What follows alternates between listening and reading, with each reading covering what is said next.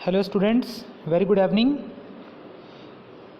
Unit number 1 का lecture number 2 है। इसमें हम लोग जो बचे हुए पार्ट थे यूनिट 1 के उसे डिस्कस कर लेंगे। इसके बाद इस यूनिट को हम लोग एंड करेंगे, ओके। क्योंकि इसके रिगार्डिंग जो भी चीज़ें डिस्कस करनी थी ऑलरेडी हम लोग डिस्कस कर चुके हैं, और उसे एक बार नोट्स के थ्रू हम लोग देख लेते हैं कि क्या क्या चीज़ हमारे सिलेबस के पार्ट हैं, ओके। सो चलिए स्टार्ट करते हैं इस लेक्चर को। इससे पहले हम बात किए थे सरफेस इरिगेशन और सब सरफेस इरिगेशंस में के रिगार्डिंग में, ओके।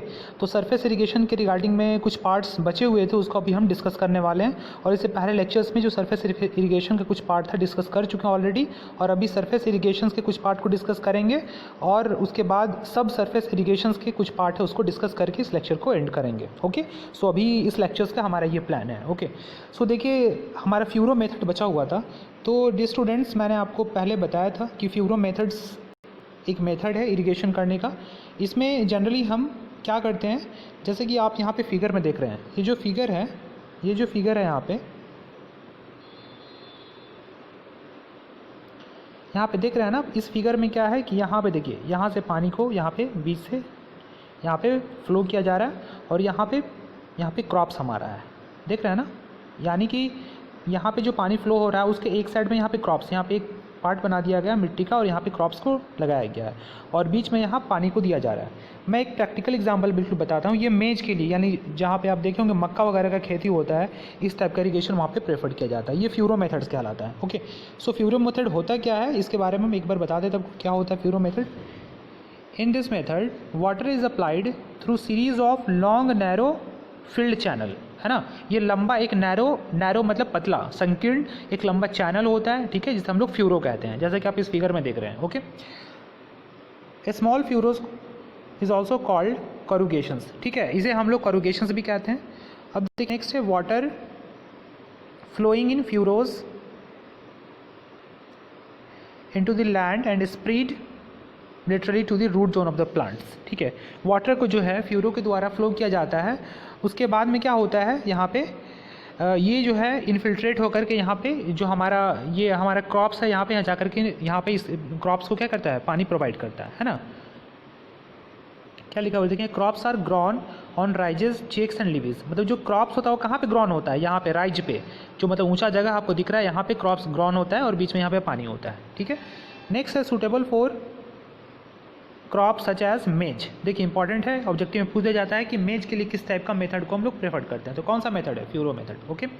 और यहाँ पे जो लॉन्गिट्यूडनल स्लोप होता है जनरली 0.6 to 0.8% होता है, क्योंकि जब आप पानी को फ्लो कर रहे हैं तो जनरली सरफेस इरिगेशन में वाटर का जो फ्लो होता है किसके कारण होता है, ग्रेविटी के कारण होता है। तो वहाँ पे कुछ आपको स्लोप होना चाहिए, ऐसा नहीं है कि जो ज़मीन है उसका स्लोप काफ़ी मतलब क्या है, ये है अंडुलेटिंग्स है, तो वहाँ पर थोड़ा दिक्कत होगा, इसलिए स्लोप को जनरली हम 0.6 to 0.8% के आसपास रखते हैं, ठीक है।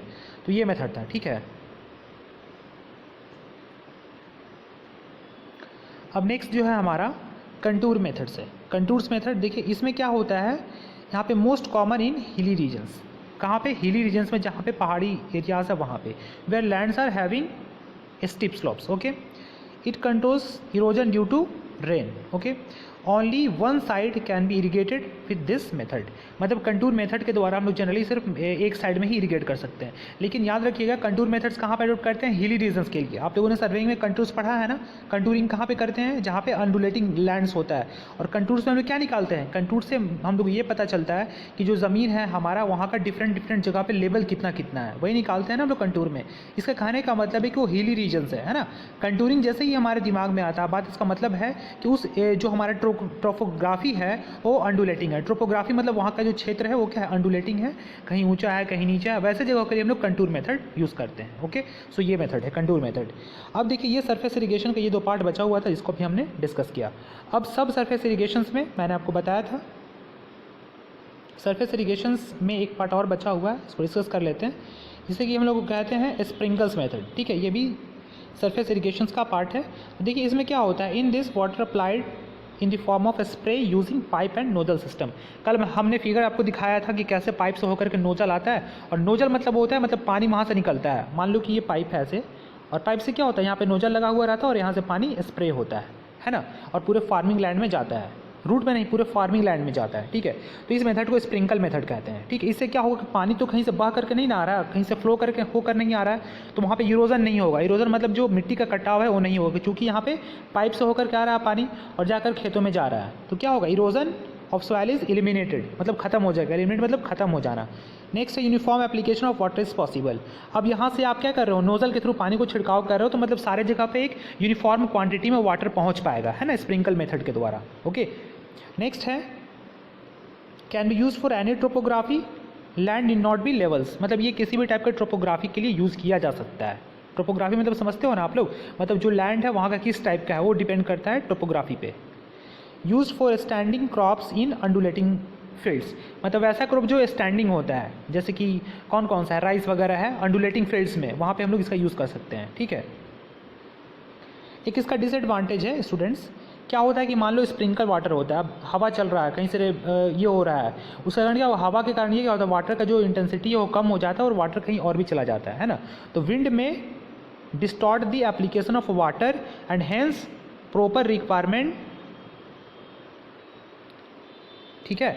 तो यहाँ पे विंड क्या होता है, विंड के कारण जो होता है ये एप्लीकेशन जो होता है वाटर का थोड़ा सा डिस्टॉर्ट हो जाता है, थोड़ा सा चेंज हो जाता है, इसलिए इसके लिए प्रॉपर रिक्वायरमेंट हमारा होना चाहिए। इससे पहले जो प्रॉपर मैनेजमेंट है वो हमारे पास होना चाहिए, ठीक है। तो ये सरफेस इरिगेशन के अंदर में था स्प्रिंकल्स मेथड, ठीक है। अभी कौन कौन सा पार्ट डिस्कस किया हम लोग, फ्यूरो मेथड और स्प्रिंकल्स मेथड, ओके। अब हम लोग सब सरफेस इरिगेशन में देख लेते हैं। तो देखिए ये क्या था, सरफेस इरिगेशन क्या था, हम वहाँ पे एग्रीकल्चरल लैंड में पानी को फ्लो कराते थे। और सब सरफेस इरिगेशन में है कि इसमें क्या करते हैं हम लोग, इसमें हम लोग डायरेक्ट रूट जोन में पानी को क्या करते हैं, पहुँचाते हैं, है ना। ये कहलाता है हमारा सब सरफेस इरिगेशन, ठीक है। तो देखिए यहाँ लिखा हुआ है in this water does not enter into the soil surface, it is directly apply to the root zone, है ना। यहाँ पे क्या होता है, वाटर जो होता है सॉइल सरफेस पे नहीं जाता है ना, ये डायरेक्टली कहाँ पे जाता है, रूट जोन में जाता है, ये याद रखिएगा। किस में, सब सरफेस इरिगेशन में। अब देखिए दो तरीके से होता है, एक तो नेचुरल प्रोसेस है, नेचुरल इरिगेशन। इसमें क्या होता है कि जो अंडरग्राउंड वाटर होता है उसके लीकेज के कारण, ठीक है, वाटर चैनल सराउंडिंग में directly me to the root zone. मान लो कहीं रिवर फ्लो हो रहा है या फिर कहीं कैनाल्स है, तो वहाँ से जो पानी होता है, पानी आकर के मतलब अंडरग्राउंड वाटर से रिस करके और वहाँ पे जो प्लांट होता है उसको क्या करता है, पानी को देता है। तो ये क्या है, नेचुरल इरिगेशन है, ठीक है, ये नेचुरल इरिगेशन है। ये भी एक सब सरफेस इरिगेशन का टाइप है, क्योंकि मान लो कैनाल्स है और कैनाल्स अगर कहीं फ्लो हो रहा है तो आसपास के एरिया में भी तो क्या होगा, पानी होगा, ग्राउंड वाटर टेबल होगा, और वहाँ पे जो इरिगेशंस होंगे, वहाँ पे जो भी इरिगेशंस होंगे, मान लो कोई भी राइस जो भी है वहाँ पे राइस लगाया गया है यहाँ पे कहीं पे भी, तो इस कैनाल्स के कारण यहाँ पे आसपास का जो मिट्टी है वो भी तो नमी होगा, और नमी के कारण क्या होगा, वहाँ यहाँ इसको रूट जोन को क्या करेगा, नमी प्रोवाइड करेगा, यानी यहाँ पे वाटर प्रोवाइड करेगा। तो ये एक नेचुरल प्रोसेस है। ये भी क्या है, सब सरफेस, मतलब सरफेस के अंदर से ये हो रहा है, समझ रहे हो, सब मतलब क्या, अंदर, यानी जमीन के अंदर से ये वाटर जा रहा है, मतलब ये रिस करके, इसमें लीकेज होकर के, इसको कहते हैं हम लोग सब सरफेस इरिगेशन। तो ये एक नेचुरल प्रोसेस है, पहला लीकेज के कारण। दूसरा जो प्रोसेस है आपका ट्रिकल इरिगेशन है, ठीक है, आर्टिफिशियल ड्रिप इरिगेशन और ट्रिकल इरिगेशन, ठीक है, ये इंपॉर्टेंट है। इसको हम लोग फीडिंग बॉटल टेक्निक भी कहते हैं। क्या कहते हैं, फीडिंग बॉटल टेक्निक, ओके। चलिए हमको दिखा देते हैं फीडिंग बॉटल टेक्निक या ड्रिप इरिगेशंस में होता क्या है, ठीक है। देखिए यहाँ पे जो लिखा हुआ है, in this system of perforated pipe या drains are artificially laid below the surface of the supply drawn, ठीक है, ड्रेन। इसमें क्या होता है कि मान लो सरफेस है, सरफेस के नीचे से क्या होता है कि यहाँ पे पाइप होता है, ठीक है, पाइप हम बिछा दिए। पाइप बिछाने के बाद यहाँ से परफोरेशन मतलब होता है पाइप में बीच बीच में क्या होता है, छोटा छोटा छिद्र होता है, होल होता है, और यहाँ से स्मॉल पाइप निकला हुआ होता है, ठीक है। अब यहाँ से स्मॉल पाइप निकला हुआ है, अब स्मॉल पाइप निकला हुआ है तो क्या हुआ, स्मॉल पाइप निकला हुआ है, और जहाँ पे आपका प्लांट है, मान लो यहाँ पे ऐसे प्लांट है कोई, है ना, ये प्लांट है, यहाँ पे प्लांट है, यहाँ पे प्लांट है। अब ये पाइप डायरेक्टली इसके रूट जोन में पानी को क्या कर रहा है, लेके जा रहा है, कहाँ पे, रूट जोन में, कहाँ पे, रूट जोन में। तो इससे बताओ स्टूडेंट्स कि ये तो डायरेक्ट इसके रूट जोन में प्लांट में पानी जा रहा है, तो यहाँ पे इवेपोरेशन का लॉस होगा, पानी तो सरफेस पे नहीं है ना, तो धूप के कारण तो इसका इवेपोरेशन नहीं होगा, और दूसरी चीज़ है ग्राउंड वाटर में भी रिसेगा नहीं वहाँ पे। अब रूट जोन में आकर के यहाँ से जाएगा वो अलग चीज़ है, लेकिन इससे पहले जो है वाटर टेबल में नहीं जाएगा। सो यहाँ पे उसका वाटर का जो लॉसेज होता है काफ़ी कम होता है, और इसका वाटर एप्लीकेशन इफिशियंसी बहुत ज़्यादा होता है। कहने का मतलब जितना वाटर आप प्लांट में दे रहे हो पूरा का पूरा पानी की यूटिलाइजेशन कर लिया जाता है, ठीक है। तो ये आपका है इस मेथड में, इस मेथड का कुछ बेनिफिट्स है, ठीक है। तो देखिए यहाँ पे लिखा हुआ है, आप लोग देखिएगा ध्यान से, नोट्स के समय आपको इजी होगा, ठीक है। Almost no evaporation losses are there, मतलब क्योंकि पानी तो डायरेक्ट रूट जोन में जा रहा है ना, तो कोई इवेपोरेशन लॉस नहीं होता है। हाईएस्ट वाटर एप्लीकेशन इफिशिएंसी, क्योंकि डायरेक्ट रूट जोन में जा रहा है तो वाटर का लॉस नहीं हो रहा है, तो पूरा का पानी यूटिलाइज हम कर ले रहे हैं। तो 100% क्या है, 90% इसका वाटर एप्लीकेशन इफिशिएंसी है। अब देखिए suitable for highly permeable, non permeable soils, ठीक है। नेक्स्ट है can be used for any topography, land need not be level. अब यहाँ पे क्या होता है, पानी पाइप के द्वारा जाता है, तो टोपोग्राफी से हमको कोई मतलब ही नहीं है, पानी पाइप के द्वारा जा रहा है तो वहाँ पे क्या होगा, जाकर पानी चला जाता है, वहाँ पे कोई दिक्कत नहीं है, ठीक है। Suitable for area having water scarcity with saline land, ठीक है।